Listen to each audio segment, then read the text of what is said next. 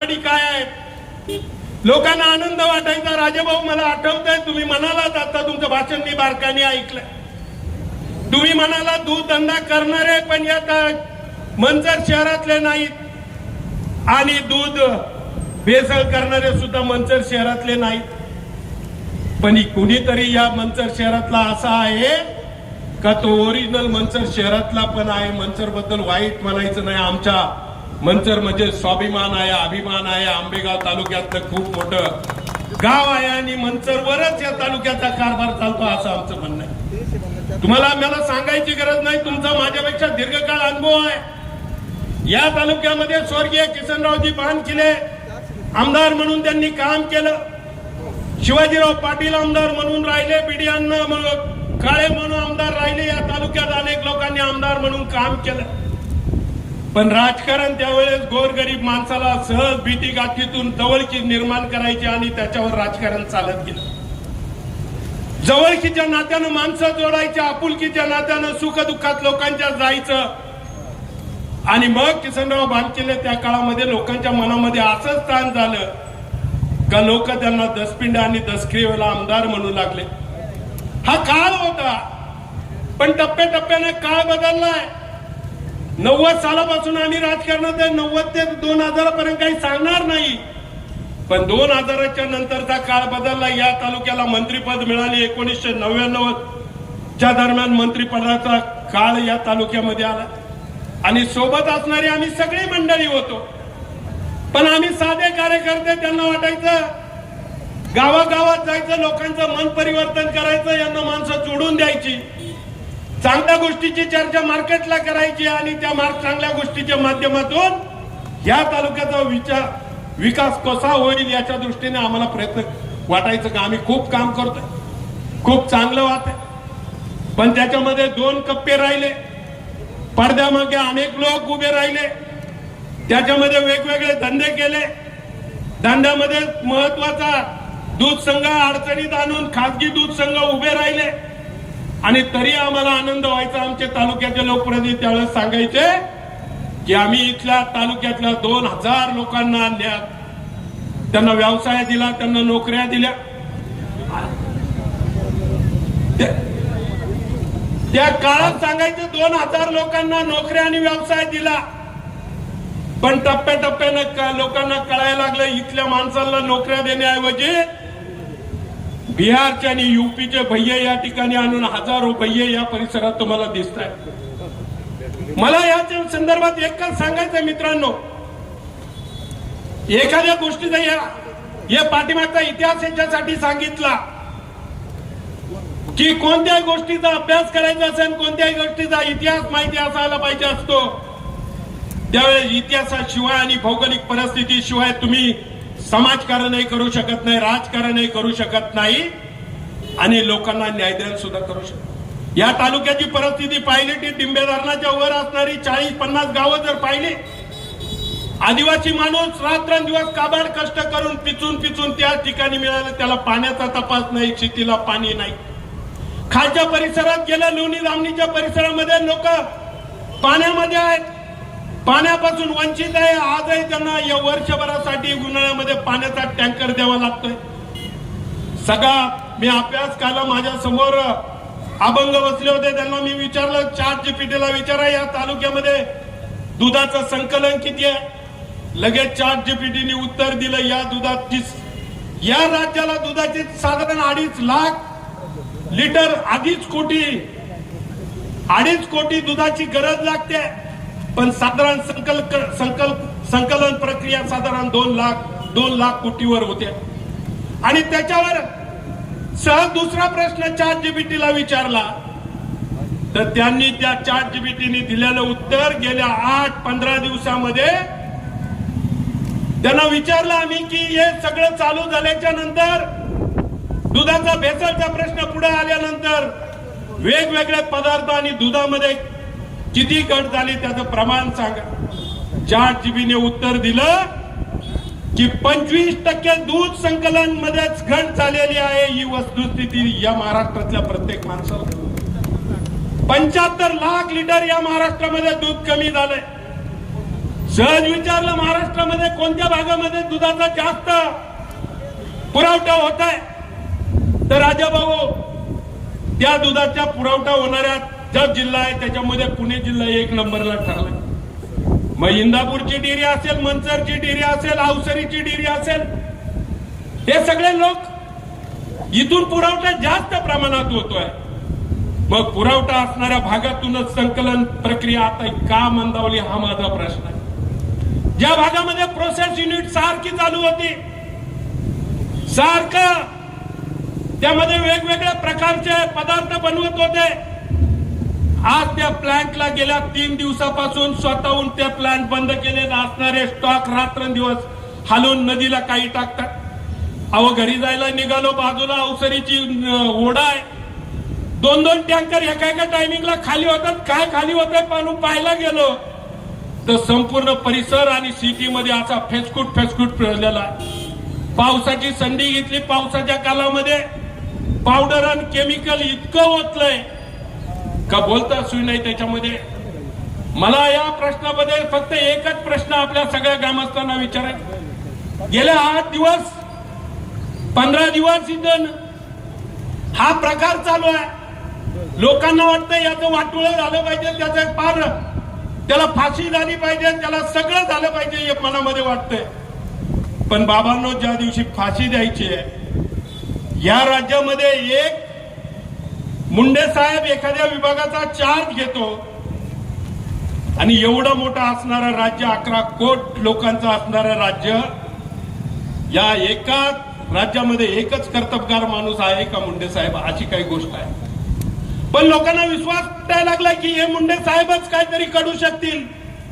उद्याच्या काळात त्यांची बदली झाली तर या तालुक्यातील नाही, राज्यभरातली जनता ते सहन करणार नाही. काल परवा मी सगळं विधानसभेचं अधिवेशन चाललं होतं. मी या सगळ्या बातदारांना खूप मोठा धन्यवाद देतो. अरे आमदार म्हणून ज्या भागाभागातून आले असतील, प्रश्न मांडत असतील, ते प्रश्न त्यांनी त्या जिथं मांडले त्या विधानसभे मांडले आणि गावागावाच्या प्रत्येक घटकाला सोशल मीडियाच्या माध्यमातून ते ऐकायला मिळाले. त्यांच्या माध्यमातून माहीत झालं, जागृती माहीत झाली आणि काम करायला तुम्हाला आणखी काही सोयीचं झालं. पण या तालुक्यामधला विचार तुम्ही जर घेतला तर मला असं वाईट वाटायला लागलं, ज्यांच्या नेतृत्वाखाली दीर्घकाळ काम केलं, जे मोठे व्हावे म्हणून रात्रंदिवस आम्ही काबाड कष्ट केलं, ते लोक मात्र तोंड उघडायला तयार नाही. हा कुठली पद्धत आहे? आमदार साहेब, या तालुक्याने तुम्हाला 8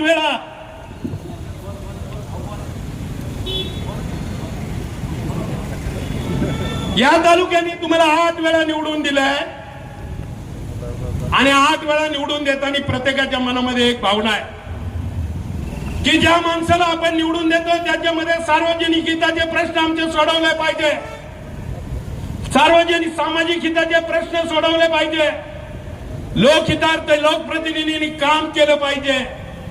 आणि अख्ख्या अधिवेशनाच्या कालावधीमध्ये या तालुक्याचा लोकप्रतिनिधी शब्दाने बोलू शकला नाही, याच्यापेक्षा वाईट गोष्ट कोणती? का बोलू शकत नाही? काय घडलं याच्या सगळं पाठीमागं?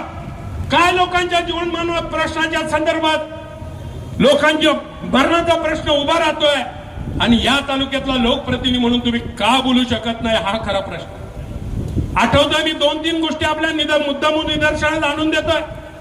प्रवीणराव, थोडं कधी कधी जर आपण सरळच कानावर नाही घातलं, लोकांनी आज जगता ऐकलं नाही, तर कदाचित तुम्ही या लोकांना सांगितलं नाही. शेवटी नेतृत्व करणारी माणसं ही मर्यादित असतात, विरोधात आणि ठाम भूमिका घेणारी काही मर्यादित माणसं असतात. मी 8 दिवसापूर्वी बाहेर गेलो होतो, मला सारखे फोन यायचे, भाऊ तुम्ही इकडे तालुक्यात दिसत नाही, तुम्ही या दुधाच्या संदर्भात काही भूमिका घेणार आहात का नाही. मी त्यांना परत प्रश्न करायचा, अरे बाबांनो, समजा मी 8 दिवस हा तालुका सोडून गेलो, जे काही लोक आहेत त्याच्यासाठी प्रयत्न करतायत, पण तुम्ही काय, तुमचा सहभाग त्याच्यात किती आहे? त्यावेळेस एका माणसानं मला सांगितलं, बाबांनो, कदाचित या तालुक्यातल्या जनतेच्या मनामध्ये, प्रत्येकाच्या मनामध्ये आज जो विचार आहे तो जर त्यांनी सांगितला, सगळेच माणसं तुमच्यासारखी धाडशी असू शकत नाही. तुमच्यासारखी हिंमत असणारी माणसं असू शकत नाही. कदाचित आम्ही समोर दिसणार नाही, पण तुम्हाला उद्याच्या काळामध्ये या तालुक्यामध्ये ही जनता काय आहे हे दाखवल्याशिवाय राहणार नाही. त्याच्यासाठी तुम्ही भूमिका घेऊन पुढे जा. मी आमच्या सगळ्या पक्षाच्या कार्यकर्त्यांना खूप धन्यवाद देईन. आम्ही इथं आलो आता कोणत्या पक्षाचा नेता म्हणून आलो नाही, कोणत्या पक्षाची भूमिका मांडायची म्हणून आलो नाही. मी जयशिंगरावला सहज बोलत होतो, जयशिंगराव राज्यामध्ये सरकार आपलं आहे, पण आपल्याला आज या भूमिकेवर यावं लागले का लोकहितार्थासाठी लोकांच्या रस्त्यावर बसण्याची वेळ आली. आणि बोलता बोलता सांगितलं, आठवतंय तुम्हाला, म्हटलं आपल्या मधल्या काळात बिबट्याचा प्रश्न तयार झाला. हजारो लोक रस्त्यावर बसले आणि गुन्हा मात्र अण्णा ज्यांच्यावर दाखल झाले ते फक्त या व्यासपीठावर उभे आहेत तेवढ्यांवरच गुन्हा दाखल झाला. याच्यात अनेक त्यावेळेस राष्ट्रवादी पक्षाची माणसं सामील झाली होती, पण त्यांना या तालुक्यातल्या लोकप्रतिनिधी बसवून एक उत्तम प्रकारचं काम केलं. त्यांचे महत्वाची माणसं बाजूला काढले आणि या बाकीच्या लोकांवर गुन्हे दाखल केले. पारगावला बसला, पारगावला गुन्हा दाखल झाला. मंचरला बसला, मंचरला गुन्हा दाखल झाला. कांद्याचा प्रश्नाला देवदत्त निकम रस्त्यावर बसले, त्याच्यासोबत अनेक कार्यकर्ते बसले, गुन्हा त्यांच्यावर दाखल झाला. आणि मग माझा या तालुक्यातल्या आमदारांना सवाल आहे, अरे लोकप्रतिनिधी म्हणून 8 वेळा तुम्हाला या तालुक्याचं नेतृत्व करायची संधी दिली आणि तुम्ही मात्र या तालुक्यामध्ये ज्या पद्धतीने वागताय, तुमच्या पक्षातला एकाही कार्यकर्त्याला याच्यामध्ये आज जे आंदोलन पुकारायचं ठरवलं हा कोणाच्या पक्षाचा हितकारक विषय नव्हता, पण राष्ट्रवादीचा प्रमुख माणूस या टेबलवर आला नाही, व्यासपीठावर आला नाही. अरे मला त्या कार्यकर्त्यांना जाहीर आव्हान आहे, बाबांना हे सगळं पक्षाचं जे पांघरायचं असतं ते किती टाइम पांघरायचं असतं. घरचा गडी कमीत कमी पहिलं कुटुंबाचा विचार कर. अरे दुसऱ्याचा विचार करता करता तुझं कुटुंबाचं फार वाटोळं झालंय. माझ्या पाटाच्या कडेने असणारी गावं सगळी पाहिली तर जवळजवळ 400च्या वर लोक कॅन्सर मध्ये पाय. आणि मी सहज मधल्या काळात एक वातावरण आलं, म्हणले ते जास्त खतं घातल्यामुळे कदाचित त्यांना कॅन्सर होत असतं. आज लोक सांगायला लागली खताचा इफेक्ट कमी आहे, या पाण्याचा इफेक्ट जास्त आहे, याचा परिणाम आमच्या परिसरामध्ये होत आहे. जसं राजाभाऊने त्याच्या भावाच्या संदर्भात भूमिका मांडली, अव या तालुक्यातल्या माझ्या 2 बहिणी कॅन्सरनी मृत्युमुखी पाडल्या. प्रश्न आमच्या जीवनाची आलाय, मरणाची आलाय. मग आम्ही विचार करतोय उद्याच्या काळामध्ये ह्या लोकांना, ह्या तालुक्यात जनतेला कोण न्याय द्यायचा असेल त्याच्यामध्ये आमचे किती बळी गेल्या तरी चालतील, पण आम्ही त्यांच्या पाठीमागे भक्कमपणे उभं राहिल्याशिवाय राहणार नाही. ज्यांनी पेटकाळ केली ते काय आमच्या जवळचे नाही असं पाहिजे, पावसावर कुठेतरी उभे आहेत, आमच्या जवळचे नाही असं नाही. पण जे लोक आहेत ते पाहिले ते आमचे मित्रमंडळीच आहे, त्यांचे आमचे कोणत्या ना कोणत्या कारणाने सन्मान झालेला आहे.